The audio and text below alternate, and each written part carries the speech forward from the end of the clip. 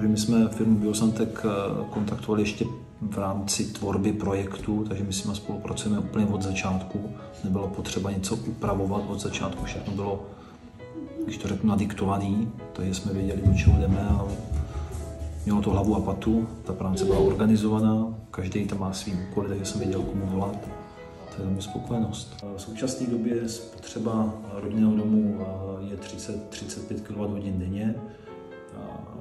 Za dnešek, protože už mám přeprogramovaný boiler, tak ne čistá spotřeba, ale odběr ze sítě jsou necelých 2 kWh. 720 W.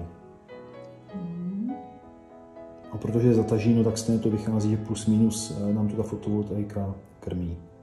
No a 750 W, když bych se kouknul proč tak hodně, tak zrovna běží boiler z fotovoltaiky a spotřeba teplného čerpadla 46 W.